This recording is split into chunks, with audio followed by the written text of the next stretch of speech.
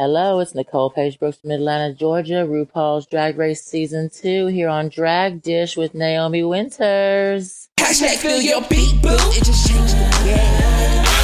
I see that runway there. You better make room.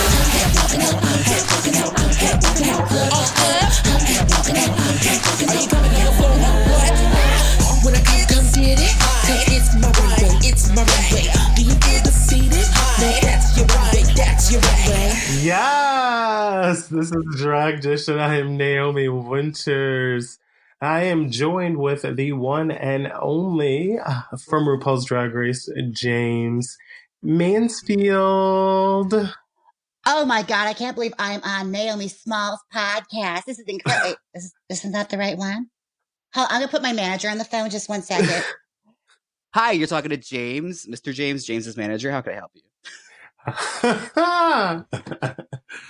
Okay. That's my way. That's my workaround because I can't do that voice the whole podcast. I'm sorry. Yeah. That's fun. I love it. Yes. I was not expecting that. Yes, wake them up. Sickening. Yes, queen. Yes, is that one of your buzzwords? Right? Is that actually one of your specialties, Jaymes? What's that? Getting out of podcasts is talking as the girl? Yes. Got to save the voice when they're paying you. That's how it goes. Hello.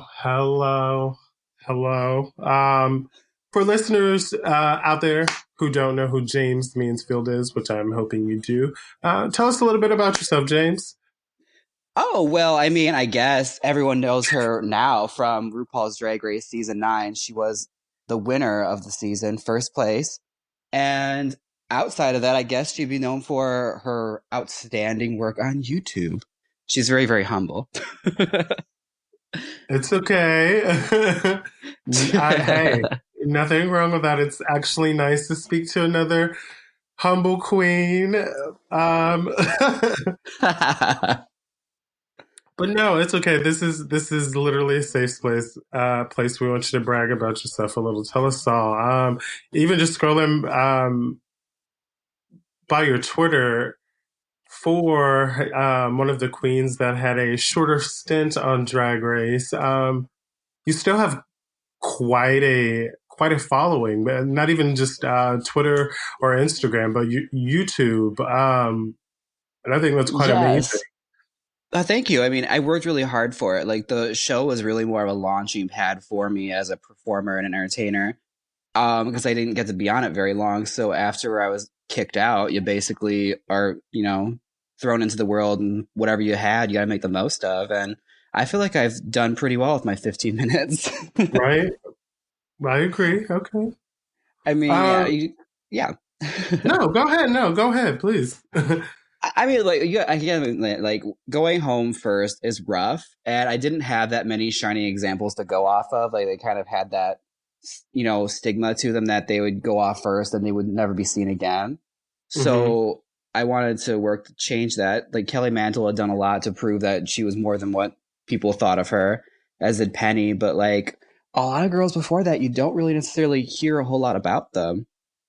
And I don't know if that's the lack of just exposure or whatnot, but I knew I had the YouTube in my back pocket, and that was essentially what I was known for before the show. And I just wanted to use that to the best of my advantage to prove what I could do on the show wasn't necessarily what was shown. And you use that as a way of deflecting those negative comments about yourself and showing what you can do, and you are talented, and you do have value. That was my whole stance on my approach to how I was eliminated on Drag Race and how I was going to repair my reputation afterwards. Okay. That was a very loaded answer or even response. So in comparison, and I asked this again with a couple of the other first eliminated girls, looking at what you've done with your platform as one of the first eliminated girls, and then to see what Vanessa has had the opportunity to do with her, 15 seconds, 15 minutes, and then, reap that chance to, I guess, spin around or even push further for the team of first eliminated girls or first out queens. Yeah, How I do you think she's feel doing about great. that? Yeah. Okay. I love what she's doing. I mean, good on her. Like they gave her a moment and she really, seized the opportunity and is really flying high with it. And I've met Vanjie a handful of times now, and she never ceases to impress me with how professional she is and how seriously she takes the business of drag. Like this is her job now, and she worked very, very hard to not be captured in the idea of, just that one image. She's working very, very hard to, make people see beyond that. And I feel like what she's shown on the show thus far on this new season is really, pushing people's expectations of her. And I think she's really succeeding. I'm excited to see where she goes with it. And again, it's just like, it just goes to show it's not really a death sentence anymore. Like Kelly did what she had to do to show that, this wasn't something that's going to hold her back. I did my work. Vanjie is certainly doing her share, and Soju, I'm sure, is doing amazing things as well. She's got that great Soul Train party in San Francisco, and she's making music. Like the girls are working, don't let it fool you. And that's, Yeah. Vanjie's a prime example of that. She is working. Yeah. She's made a career. Okay. And speaking of that, one of the questions that I posed, and we kind of touched on this a little, and it was brought up by Lisa Summers actually. If there were, per say, a RuPaul's Second Chance season, and you were cast in it, who and had the option to recast your teammates, who would you cast with you? I'm going to go out a limb and say what might be considered an unconventional answer to this. Okay. I wouldn't want to be on a Second Chance season. Okay. If I were to ever be asked for All Stars, I'd want it to be under the merits that they saw me as a valuable competitor amongst the other girls. I don't want that to be the gimmick as to why I'm deserving of being recast on that show. Because I feel like there is so much more to me than that. Okay.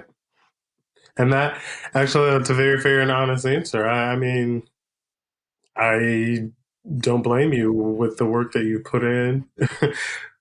I would never want to be locked in a gimmick like that. Yeah, no, Yeah. I'm very flattered when people, bring that up and they say like there needs to be redemption season and all of this, but it's like, I don't think we really need to redeem anything. If anything, it's just the casting needs to take chances on people and take more risks. Okay. Heard. With the casting, as far as the role that you played on the show, or that you were prompted into, in your moment there, do you feel like it was like a fair role and not a fair enough role?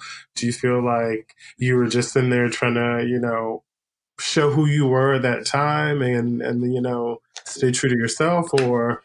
There would be a high level of dishonesty if I were to sit around and as many years has passed since and act like, everything was out against me and, the odds are stacked against me. Like I was given a chance and I was given an opportunity.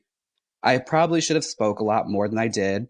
And I had a tendency to, at that point in my life, edit what I said. I think it's just training from being, in retail and everything. You're taught to conduct yourself a certain way in a public setting.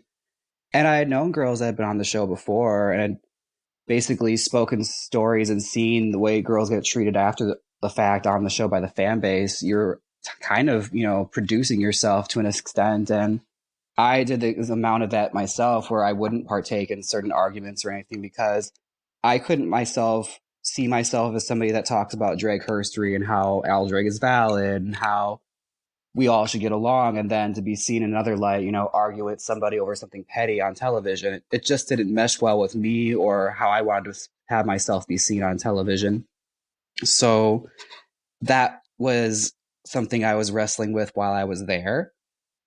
And I guess it must have shown through as me being insecure, but it was mostly just me being in my head about how, like, I don't want the world to see me a certain way that I'm not. I'd rather just be seen as somebody that stays out of it rather than, jumping into a petty argument just to get TV time.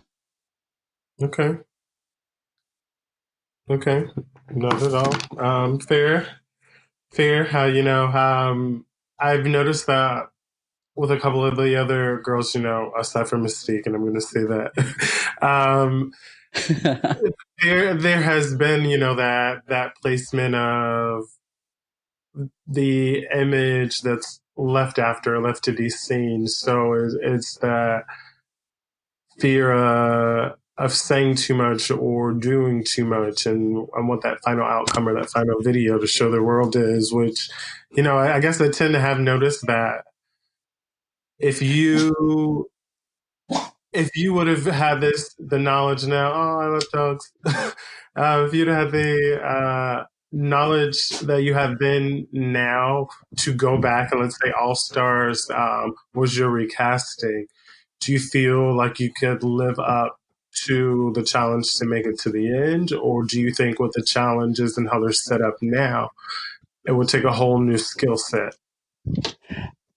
I think from what I know now, I'd be fine going back to the show. Because again, like All Stars is a completely different setting. You're there with girls that you know and that you've worked with on the roads. Like, you know who they are.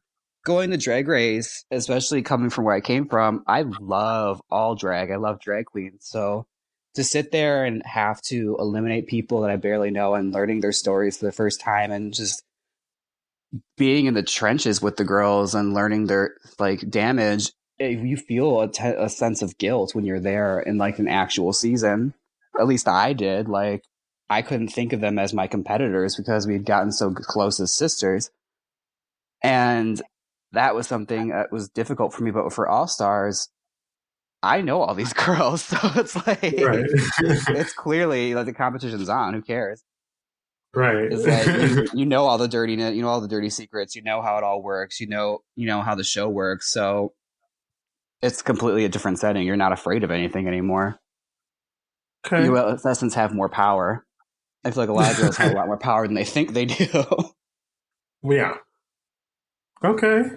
And do you feel the power comes from the Drag Race fan base, or do you feel it's just more like that whole energy that we harness as queens on stage? Like, I'm here and I'm that bitch.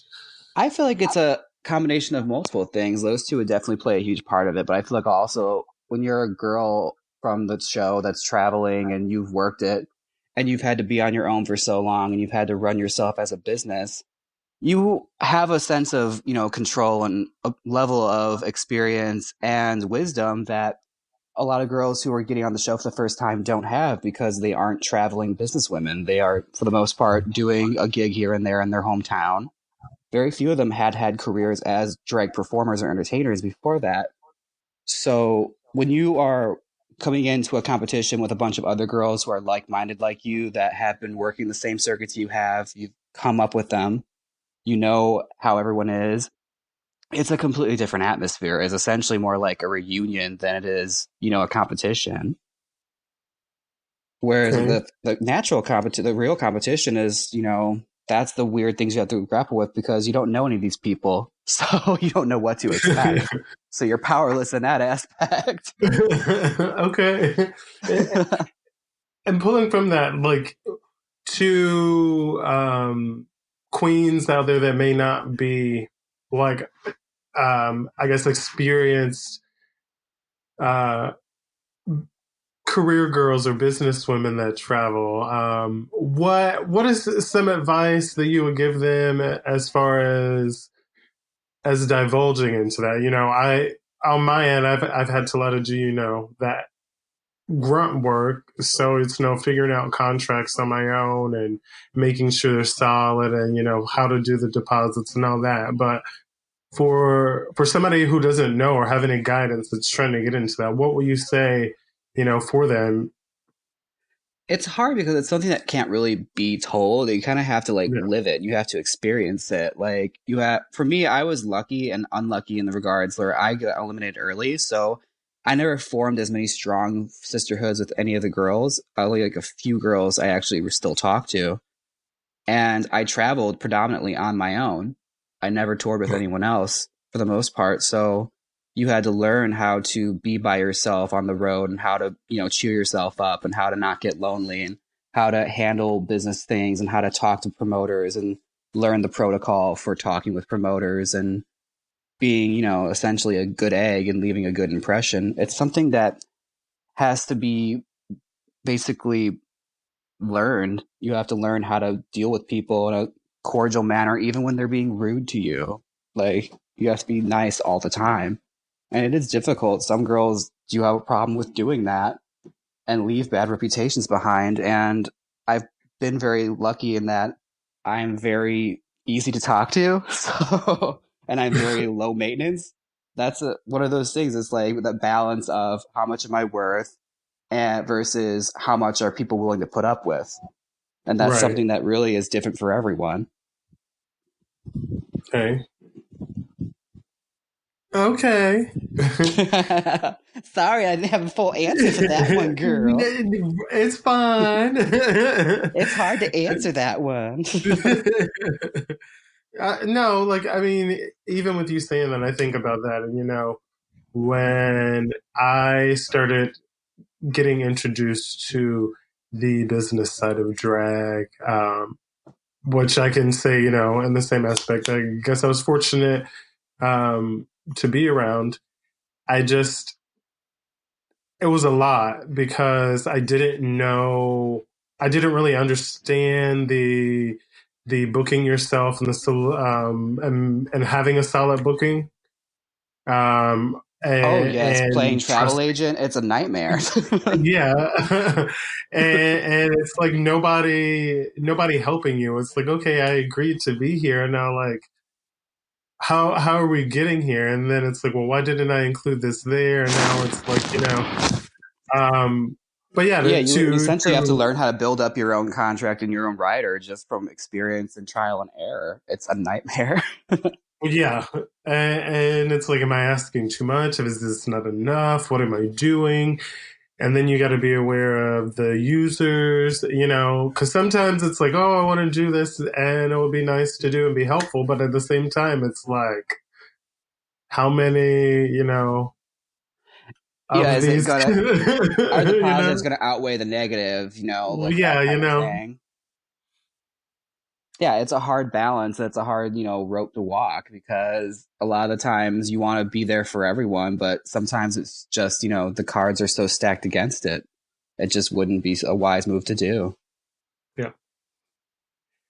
And let's jump back a little bit. Let's touch on your YouTube channel, because I know that's Okay. since we're talking about being business professionals. Because I know you say you put a lot of work into your channel, and I know alone just from editing and video editing, and if you're OCD about certain things, you know. How much time one can put into video editing. So not along for coming up with content and the editing and actually getting all dolled up and ready for this video. Since you, for the most part, actually, I don't think I've seen a couple of you as the manager. And but for the most part, like all the preparation for that, because I see a lot of I see a newer trend where it's more, let's get in drag and take a cool photo and Photoshop it and that's it. And now I have all these followers, so now I'm important. And I feel like there should be so much more. There should be so much more to it than just putting a look together, especially if you're not, and that aspect of traveling in a bar or something. What do you? There's something to be said for the girls that can get all dolled up and get an Instagram following and don't perform. Like the fact that that is an aspect, a level of drag that I wish I had, where I could just do that and not have to do everything else. But I don't knock it, because I can't stress enough that all drag is valid, no matter how often or how little you do it, or how much what process a certain girl takes to get there. You can't knock it. It's just rude to do. And in our past, like, there have been queens that have never performed a day in their life, but they're famous for just being a look. Like, half the girls in the clubs, like Club Kid girls, were that way. They never performed ever, but we know them for these remarkable looks and these striking, appearances. Like, they are ingrained in our memories, and like, everyone leaves their mark somewhere. And if that's what the newer generation is doing, all the power to them. For me, I come from a different cloth. I am a performer, and YouTube was just a means of an end to promote myself when I started it. I didn't get booked a whole lot in Wisconsin, so you had to create your own marketing. So that's essentially what my YouTube started out as, was just a way to market myself elsewhere, because I couldn't get booked locally. And then it, blossomed into a much bigger thing, where I actually learned about myself that I like teaching, and I like, giving tips and advice, because I never got that when I was coming up. So if I learned something new, I wanted to share it. And I'm happy, because like, a lot of those certain Instagram queens that a lot of people knock, like, they watch everyone's content, and they've stumbled across some of mine. And if they've gotten anything from it, I'm happy. So if that's what helped them get to where they are, I'm hoping, I'm hoping all the best. I don't want to, knock it, even though it's like, people like to be very negative and knock somebody or basically try to make drag into like a sport. Like, you have to do it a certain way, or it has to be done a certain way in order for it to be valid. That's nonsense. I don't believe that. And again, I think that's a lot of things that are learned from the media, and the way drag is consumed by the media and the way it's portrayed. We have a certain idea of what it is and how it is done. And it's kind of like that weird, line we have to walk now. And I'm hoping, it changes. The trajectory of it all changes, and people's perspective on it all changes, to where it falls a little less of, I'm somebody that, dresses up and performs in a club at a certain time, to, you can just dress up, or not even dress up, just do it. Whatever you do, just be good at it. That's the only standard I ever hold. Okay. Right. If you're going to put yourself out there, just be good. All right. Just don't suck. Because if you look bad, we all look bad. Right. And if you suck, be good at sucking. Just consistently suck. Yes. Make it your thing. And there are queens that do that, where they are perfectly busted. And I love it. Everybody has their thing. And I think that's a very fair statement to say. Like, whatever you do, just be good at it. Okay, I think we're like relaxed now into like the questions. I started this interview relaxed, sweetie. Oh. She's got a glass of Chardonnay. No, I'm kidding. That's why we keep it a little later sometimes, so we don't feel bad about going through a bottle of Chardonnay or bourbon and talking. I'm like, what? Like, it's been 2 hours? Okay.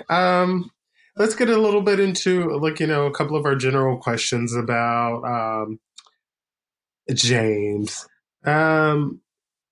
If Jaymes had not have gone to RuPaul's Drag Race, or if you've not been on RuPaul's Drag Race, do you feel that you would still... I'm trying to see how to reword this. Do you feel that you would still be reaching for a platform to allow yourself to travel and entertain more, or do you think you would have the current have your focus now where you're still working on content for your channels, and that would still be your primary? I mean, depending on how, the scene had changed here in Wisconsin, like Milwaukee, where I'm from, the scene was evolving to more of an artsy scene, and I was getting a lot more work as the show was beginning from my home bar Dick's. They were kind of reshaping their scene to be more like Chicago's. And I was working a lot more when I got on the show. Like, I would say the most I performed was like once or twice every month. So in Wisconsin, that's a big deal for a camp queen because normally it's once or twice every couple months. Right. Okay. So I feel like I probably would have just kept going with the flow and eventually had elevated my drag even more beyond what it was. But the fact that I got on Drag Race, I'm happy for it because it gave me a discipline and it taught me a lot about drag that I needed to learn and I wouldn't have necessarily gotten in Milwaukee. I would still be doing the YouTube, I'm sure of that, but I would probably be doing a lot less because I've been working a real job. So balancing it all and trying to work towards more, I guess, becoming more of an influencer. Okay. I probably would have leaned more into that just because that's honestly the content that helps you out the most. Okay. And yeah, I mean, it's difficult. I never really like reflecting on it because it was a weird time for me. Like I was happy, but not that happy. It was more content and settling. Because when I got on Drag Race, it was my final time I was ever going to audition. I was done. I had auditioned 5 times and figured like that's enough. I'm stressing myself out over something that's probably not going to happen. So I would have settled into just being a YouTube person and being a performer here and there in Milwaukee, and that would have been enough for me. Okay. So the fact that I got on it really changed a lot for me and gave me a whole new, outlook on my drag that I desperately needed and didn't know that I needed. What do you feel? You said you being on Drag Race, it gave you a window into things that you needed to learn. I know we discussed more about learning the business side of drag, but what else do you feel that you were your takeaway, and what were some of those elevations to your drag that you did receive, or even taking note too that you needed to work on?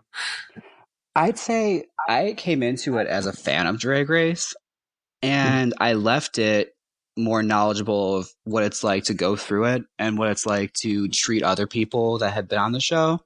Because I had been one of those people that was very dismissive towards other people and was very opinionated about things I knew nothing about. And having been there and having gone through it and surviving it, like you understand a whole lot more and you have a whole new outlook on exactly what the girls go through and what we have to deal with after the fact and how toxic some of the fan base can be to you and learning how to not take things, to heart and how to not let people hurt you. That was something I never had to deal with before. Okay. And when I debuted on the show, like I was hit with a real nasty wave of negative, comments and people having opinions about the style of drag I did, which was different for me because I was used to people not understanding me, but I was not used to hundreds of thousands of people not getting you, Right. I understand. Okay. So it was like a bigger culture shock. Like, what? Yeah, like you don't really know until you actually are in it and you're like trying to figure out like, what did I ever do? It's like Right. I don't even know you. Exactly. It's like you don't even know me, and there's theories and all of this. Like people just take it so seriously, and it's like, I mean, it was intense to be there, and it was definitely an experience. But like, I never felt the need to like feel like it was a matter of my life or death. My experience on that show, I was like, I was on a TV show. That was all it ever was for me. But people take it very, very seriously. I've learned. Well, yeah, hasn't that been a trend as of late? Like lots of death threats to the queens because like there two queens are arguing over Twitter, so like now the fans are chiming in and like Yes, everyone has to lay in their 2 cents, or they're mad at somebody because somebody else went home, and it's so silly. It's just like the level of intensity I could never understand. I've never like been I that into something, I guess. I feel like I got a reality shock with all of that when I was just joking with one of my friends back when it was okay to like read each other on Facebook and joke. And like the next thing I knew, I was completely attacked for like 100 comments. I was like, whoa, like we're friends, you know? And that was like, that's a interesting thing. It's very much something that's happened within the past couple of years, whereas like people's senses of humors have gotten a lot different, and a lot of things a lot of things do not get by people anymore, which in essence is nice because I guess it teaches people that rely on those comedic crutches to finally do away with them. Because a Yeah. lot of them, were hurtful and they do have negative connotations that I don't think a lot of people saw the bigger picture in, Mm-hmm. which is fine. I don't, despise PC culture. I don't look down upon it. I mean, it does have its benefits, and it is an easy step to get over when it comes to like a bigger picture of treating people better and accepting more people. But yeah, it's definitely one of those things where even I've had to like tone down my sense of humor, because before I was on Drag Race, I was very much, I wasn't that politically correct, and a lot of my Mm-hmm. humor stems from a lot of that, and you learn to just, be a better comedian. Like, don't rely on those Okay. low-hanging fruit. Okay. Reach for the stars, climb to the top. Wait, what is it? Bop, bop, bop your way to the top. I mean, yeah, this question really got off track, but yeah, we went from It's, what, like, how did I, from Drag Race to PC yeah. humor. I mean, I want that bit of chaos on Drag Dish. We're in this question, and how do we get all the way over here? Because, it's always a deeper story that some people are afraid to divulge into, like. I mean, yeah, like, it's one of those things that, like, it's a lot of things that I think a lot of people will have difficulty in, where they have to unlearn certain things or do away Mm-hmm. with certain things because they can't see the fact that, like, yeah, this joke was funny, but it was funny, Right. back in 1976. It's not funny now. Right, it's like, It didn't oh, age there is well, my Mary. right. Trust me, I know. I'm like, well, here's my joke. Womp, thanks.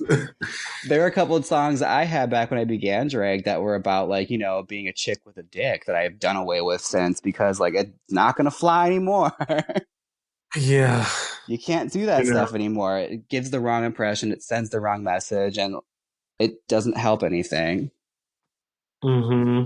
There's a greater cost, and like, there's greater things out there than having to, sing about garbage. Which is like painful for me to hear because it's like the guilty pleasure to my spin on reading to children on a Saturday morning, It's like, and I guess that's also from like, growing up and drag in a nightclub, I used Oh to, yeah, drag in the like, 90s, where it was very, all those great comedians that we love, they all had filthy humor. And yes. that was what I came up on. Like, I came up on Bunny and Hedda Lettuce, and Varla Jean even got very, very dirty in her acts. Right, and now it's like it's acceptable to go and we're doing a Disney on Ice show in the middle of a hamburger restaurant, um, because we have kids in the audience. So it's like now we got to limit that that amount of vulgarity. But then it's like, oh, I'm in like a 21 and up club, so can I be that raunchy? Is it okay? Or like, It depends, like, it honestly sometimes depends. And that is something that I try never to knock. It's like the fact that there are children in the audience and I do have to censor myself. I try not to resent that. Because, the fact that a family is comfortable enough to bring their children to a drag show, you have to respect on some level, and you have to, meet them halfway. It's part of being an entertainer is, being able to meet people halfway sometimes and learn how to balance yourself. There's a lot of those great stars that, like Mae West always said, you had to be everything to everyone. You had to learn to be a mother, a nun, a dirty bird, like everything. Learn how to be everything for everyone. Very true. And going forward in our little questions of girls that have been cast since you've been gone, who would you say was most like you in new seasons or post the last two, I guess? I'd probably say Trixie Mattel because she borrowed a lot of my shit for her season. A lot of those wigs were mine, damn it. Okay. But that's Trixie. About it. I don't see anyone else. I think that's one of those weird things. Like, I don't look at it in that lens. Like, I don't think any of us are any alike. I think we're all fairly different. It's yeah, that's my way around that question. And your short stint on Drag Race, did anything happen to fall into your suitcase on your departure? Did I steal anything? You're the only one that's like, oh, did I steal something? Everybody's like, it fell in my suitcase. Oh, no, I outright told them I stole it. I cleaned out that pink toolbox that was at my station, and I stole a bunch of wig heads. I stole the cheerleader costume we were supposed to return. It's like, you guys sent me home. I'm taking this with me. My makeup's on it. You're not getting anything out of this. That's funny. I still have that cheerleader outfit too. Like, yeah, that's what the only thing I took from the set was that. Like, I was supposed to give it back and I didn't. Okay. Fair. I will say that that pink toolbox, like the big container with all the supplies, I did clean that out. And later on, Farrah took it and she had nothing to use. That's too funny. That's so funny. Not that she would have known how to use those brushes anyway, but you know what? Like, oh, girl. Okay. So, what shows are you currently watching? Yeah. What TV shows or what I'm binging? TV, Netflix, whatever. Yeah. What are you currently watching? I have just finished the Sabrina season 2, which I'm digging a lot. I just finished Glow, Game of Thrones. I'm watching now. Okay. I watch a lot of unnecessary TV because my husband watches it. If it were up to me, I'd be watching the same season of The Golden Girls to the day I die. I understand. I'm perfectly content just doing that. Right. Those are the ones I'm watching right now. I really liked the new reboot of Sabrina because I hated the original. Oh my god! And I like this one. I think it's different and fun. Yeah, I will say I do love the darker view on it. It's not primetime television. Exactly, and I know it doesn't have Melissa Joan Hart, which is very good for me because she bothers me for an unspecified reason. Okay. We won't even divulge into that. Repressed childhood memories, okay? I couldn't even tell you why. I just never really was warm to her. If you were casting a movie based on the life of Jaymes Mansfield or even a TV show, who would you play to cast you and why? That's an interesting question. Or who would you cast to play you? I would probably cast... Who's someone that's known for being really, really gorgeous? You know what? I'd probably cast Emma Stone, even though she's way unqualified to play me. Okay. She's not nearly as good an actress as I am, so it would really show through. Okay. I don't even know. I mean, everyone's expecting it. It's like, probably Rebel Wilson. Rebel. Or Trisha Paytas. Rebel is pretty funny though, you know. Not many girls can take a hot dog to the chest and actually feel it. This is And then true. I some of mean, the we've yet to see, her open up, more, but I'm sure she'll have her Melissa McCarthy moment. right. Okay. What would you say? Who is the funniest person in real life? In real life, every day, that you know, who do you think is the funniest person around? In just real life or in the Real show life. or You don't even got to limit it to the show. Real life, every day, everybody, whoever.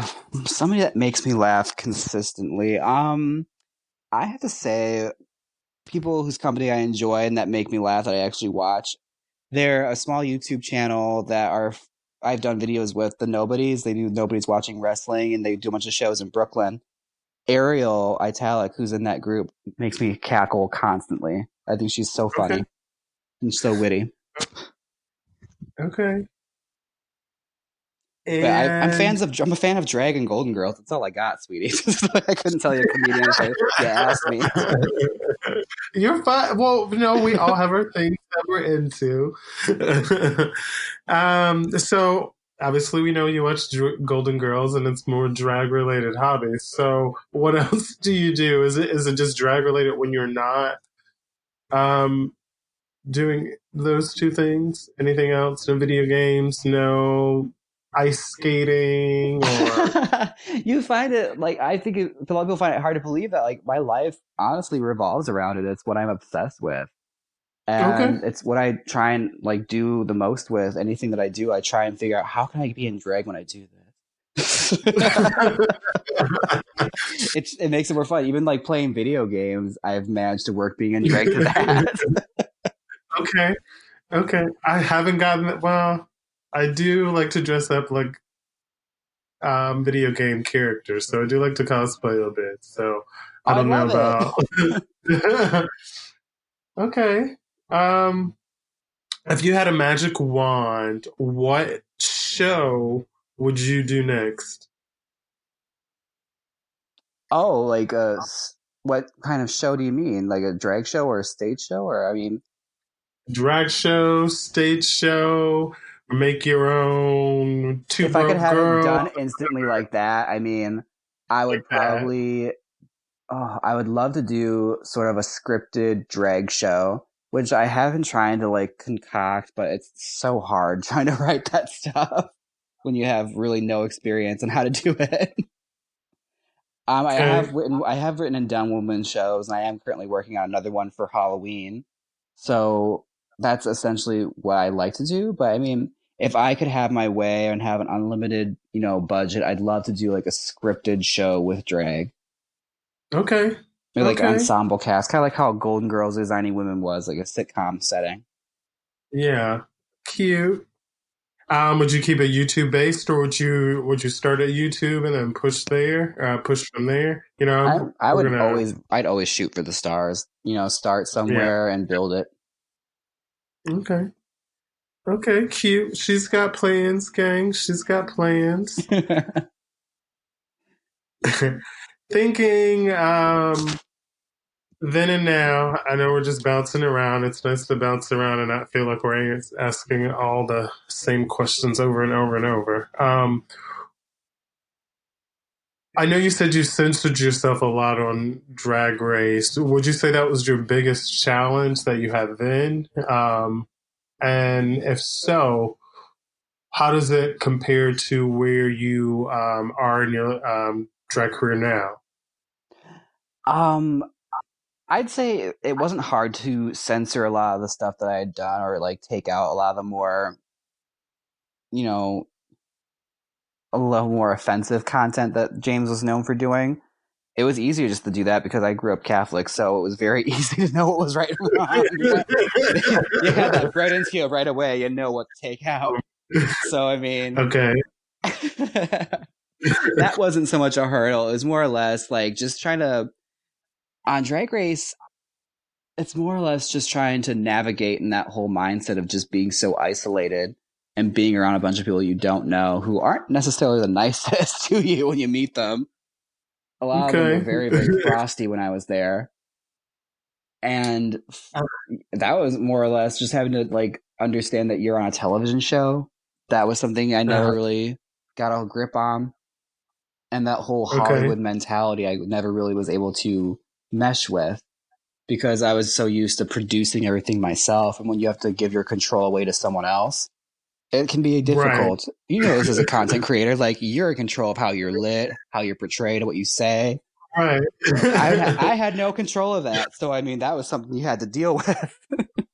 Like, I don't know how this straight man from, you know, Saskatchewan is going to light me. Right. Okay. Can you get me more over here? No. Okay. Do we have a ring light? I love a ring light for this confessional. Right. No, we can't redo that. Not again. Yeah, it was more like just like that balance of control is really frustrating because as a creator, I was in control of everything. Okay, yeah.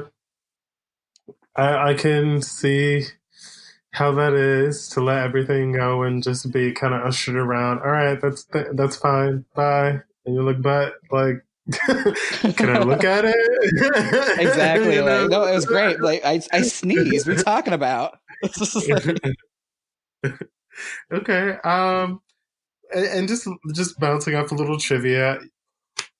According to known Drag Race trivia, Alexis Michelle, RuPaul, and the producers, you are known to have had one of the funniest auditions in Drag Race history. That is something that has been said, yes. I didn't believe it myself until I heard RuPaul say it. It's like, oh, okay. I guess it was funny. Let's see, what else do we have? Yeah, go. If you got the more audition tape process, like the way I always go about that was like when I did them before, I was very much projecting what I wanted people to think of me. And I wasn't really just being myself. And I didn't put a whole lot of humor in it because I wanted to answer everything seriously and show that I was a serious competitor.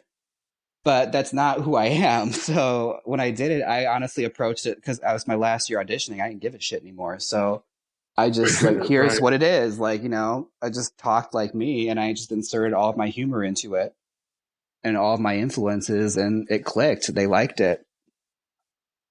Okay. And that's the best advice I can give you is be yourself, but treat it like your own pilot for a reality show. Like, would you watch it?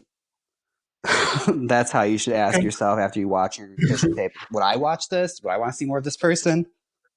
Okay. Heard, noted. We also have notes that you were the only queen in Drag Race history to never compete in a sewing challenge. I don't know if that's necessarily true. Yeah. I mean, you don't know. Maybe that is. Yeah, maybe. Yeah. I didn't have it. They had the pageant my first episode, which was not a good showing for anyone because no one was prepared for it. We all were under the impression it's going to be like a runway, you know, later on. Okay. Let's see. I'm just going through like our basic little trivia notes to make sure we touch on those in case there's anybody listening that doesn't really know who you are. Is that from my Wikipedia page, the Drag Race Wikipedia? Yes, yeah. The one that has me from Madison, even though I'm from Milwaukee.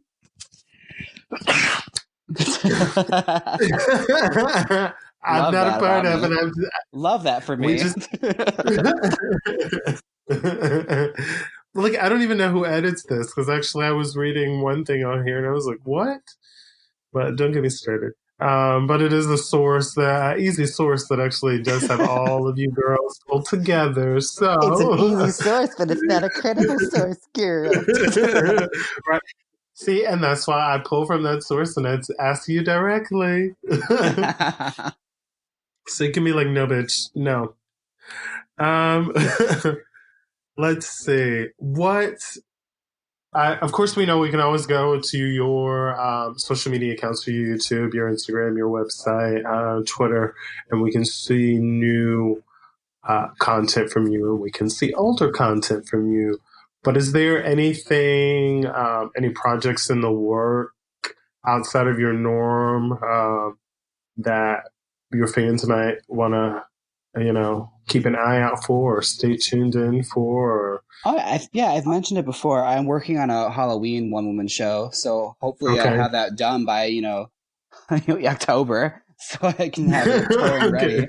So we'll see what happens Okay. with that. Otherwise, I'm always online. You'll always be able to find me. I like that about me. I'm readily available for those that want me. Okay.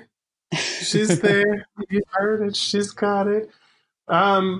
Yeah, let's even touch on this Halloween show since we're back to that.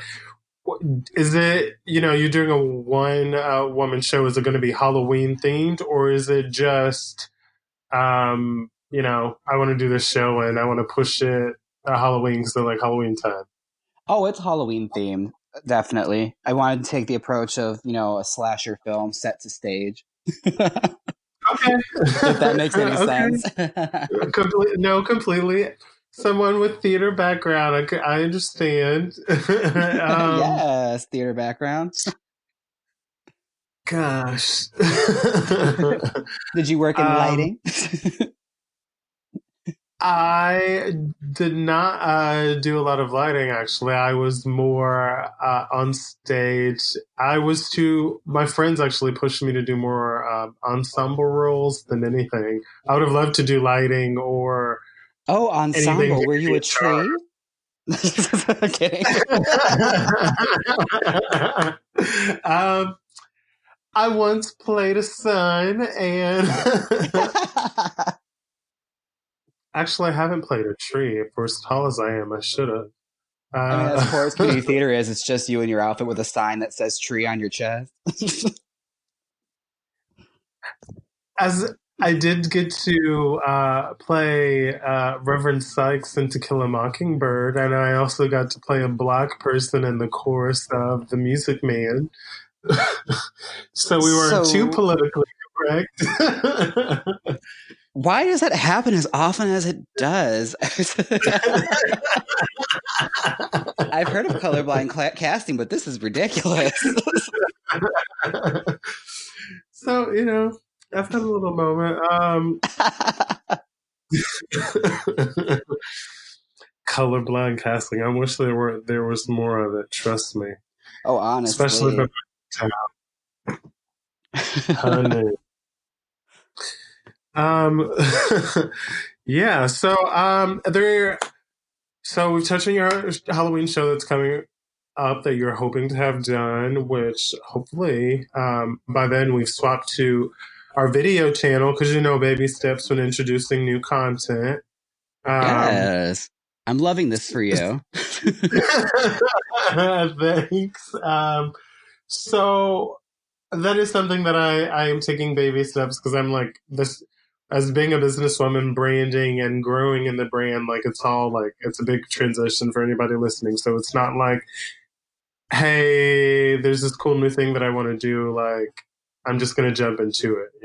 I did rough videos back in the day, but coming back, I won't have this whole ideal of how I want to produce it. So I want to produce it right. And if I'm going to spend hours editing, then I want to do everything right. But anyways, right. My fear was we will, I would definitely love to have you back for Drag Dish when I get into that aspect. And maybe we can have some more visual play, maybe do a tea time so a little bit later and actually have a glass of wine or two while we chat. Love it. Yeah, let me know. I'd love to be on the video chat. I mean, it warms my heart to know that I helped you in this grassroots version of the show. I'm very thankful, because I've had a lot of and just saying because I've had a lot of girls that have shown interest and having thehomoculture.com, as a pushing platform of something that I've already wanted to do.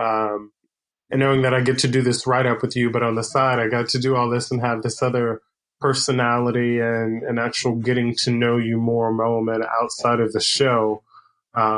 It's something that's cool that I get to share with listeners, whether they be your fans or, my fans. So I'm very excited to present this. And again, for, getting to know you, I do look forward to like working with you and seeing more content from you. And that's me being all sappy in my like from the producer moment,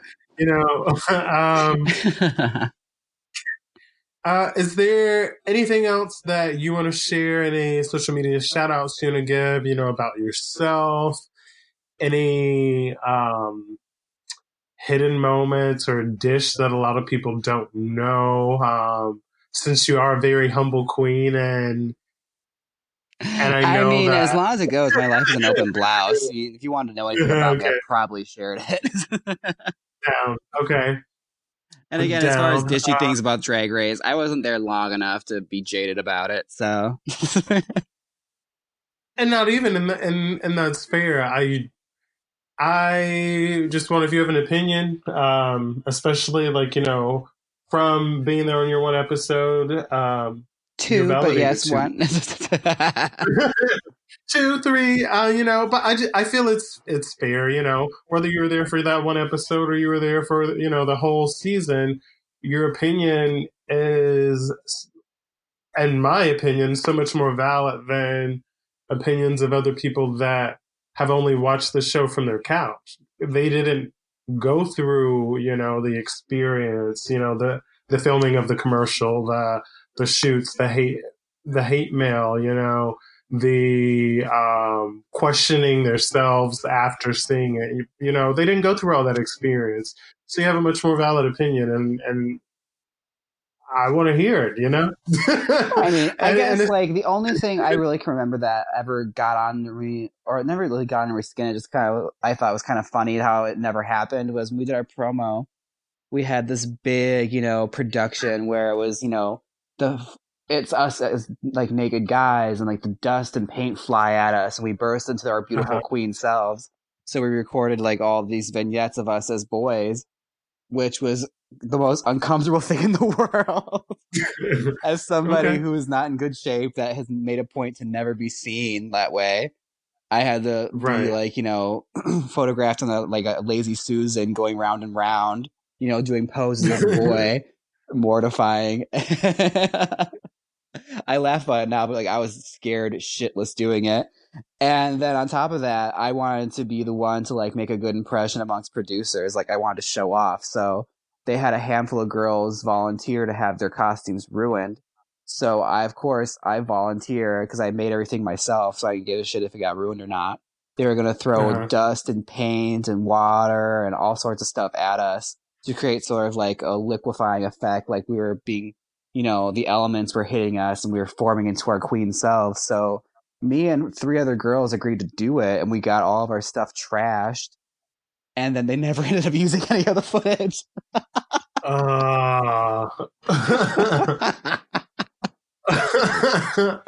You're like, damn it. I wanted to be pissed, but like everything I made was like from the discount bin at Joann Fabrics. I just made it look expensive. So like I didn't lose out on anything, but some of the girls were pissed because they had like designer costumes made that they had trashed. Okay. So I mean, I took a little Schadenfreude with that. Like, meh, all right. Sitting there laughing like that cartoon dog from the Wacky Racers. Like, yes. Yeah, that was one moment that always sticks out in my mind. That's a good memory from Drag Race. Are we gonna see? Oh, what? I was just clearing my throat. I was like, oh, what? Epiphany? Are we gonna see a House of Mansfield anytime soon? Oh, like daughters? Yeah. I don't have drag children. I'm barren. I can't. I mean, it's a very sensitive subject. I can't have children. No, I'm kidding. I'm totally kidding. I mean, I like to think that anyone that learns from me, if they want to call me like their drag godmother, go on ahead. But, I'd rather somebody just be their own person. Okay. I think you're better Sweet. off that way. I never had drag parents that were that, heavily involved in my life. And I think I'm a better queen for it. Right. Right. The community raised me. Understand. Basically, as a drag foster child. I was passed along, got left on a couple doorsteps, picked up, returned, and here I am. Cash to be paid upon delivery, yes. Right? COD. COD. Oh my God. 3 orders of $33.99, $5.99 shipped and handling. I am on a tangent now. You know what? I've had like I said, I've had a wonderful time chatting with you. I actually hope to do some side stuff away from this with you, just because you have such a warming and fun personality, and that's great. Thank you again for tuning in. And taking time out of your schedule to spend an hour with us today on Drag Dish. You guys, this has been Jaymes Mansfield. I can't even talk. Who am I even dealing with now? And Naomi Wynters. Anything else you want to say as we close out?